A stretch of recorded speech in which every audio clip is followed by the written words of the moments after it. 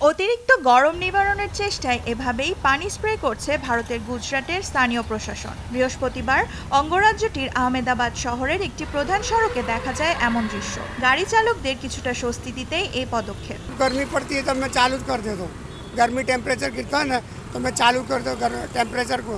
इसके लिए जितना भी टेम्परेचर 40-45 होगा तो मैं चालू कर और रोड पे डाल दूँ, गाड़ी आते जाते कोई चक्कर ना आवे, इसके लिए कोई गिर जाए इसके लिए मैं उसके लिए सेवा करता हूँ। গেল কয়েক সপ্তাহ ধরেই এশিয়া ও দক্ষিণ পূর্ব এশিয়া জুড়ে চলছে তীব্র তাপপ্রবাহ। ভারতের রাজস্থান, গুজরাট, ওড়িশা, মধ্য মহারাষ্ট্র ও তেলেঙ্গানাতে আরও 5 দিন অব্যাহত থাকবে তাপপ্রবাহ। এ পর্যন্ত রাজস্থানের সর্বোচ্চ 46 ডিগ্রি সেলসিয়াস তাপমাত্রা রেকর্ড করা হয়েছে। বুধবার তাপমাত্রা ছিল 45 ডিগ্রি সেলসিয়াস।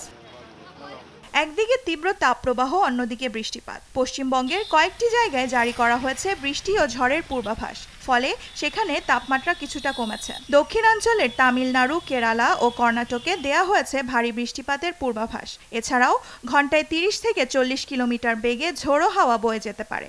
এদিকে উত্তরাঞ্চলের জম্মু কাশ্মীর, হিমাচল প্রদেশ, লাদাখ ও উত্তরাখণ্ডে ভারী বৃষ্টিপাতের পাশাপাশি দেখা দিয়েছে বজ্রপাত। অতিরিক্ত এই গরমে মানুষের পাশাপাশি নাকাল পশু পাখিরাও, তাই তাদের ওপর পানি ছিটিয়ে একটু স্বস্তি দেওয়ার চেষ্টা করছে চিড়িয়াখানা কর্তৃপক্ষ।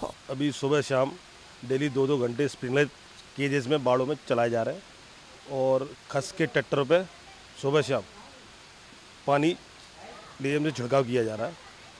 खान पान में भी सर अभी खीरा है, तरबूज है, ककड़ी है, ये अपन मौसमी फल जानवरों को दिए जा रहे हैं। এদিকে কয়েক সপ্তাহ ধরে চলা তীব্র দাবদাহে থাইল্যান্ডে হিটস্ট্রোকে প্রাণ হারিয়েছেন অর্ধশতাধিক মানুষ, যা গেল বছরের তুলনায় অনেক বেশি বলে জানিয়েছে দেশটির স্বাস্থ্য মন্ত্রণালয়। তাপমাত্রা আরও বাড়তে পারে বলে সতর্কতা জারি করেছে আবহাওয়া অধিদপ্তর।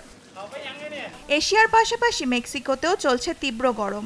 এতে অতিষ্ঠ রাজধানী মেক্সিকো সিটির বাসিন্দারা। তীব্র গরমে পানির সংকটেও ভুগছেন অনেকে। সম্প্রতি মেক্সিকোর দক্ষিণাঞ্চলের তাপমাত্রা রেকর্ড করা হয়েছে 45 ডিগ্রি সেলসিয়াস, তবে তা অনুভূত হচ্ছে 40 ডিগ্রি সেলসিয়াসের মতো। অতিরিক্ত গরমের মধ্যেই দেশটির 15টি অঞ্চলে দেখা দিয়েছে বিদ্যুৎ সমস্যা। এতে ভোগান্তি বেড়েছে কয়েক গুণ। দেওয়ান মুবাশশিরা হোসেন, নিউজ ডেস্ক, দেশ টিভি।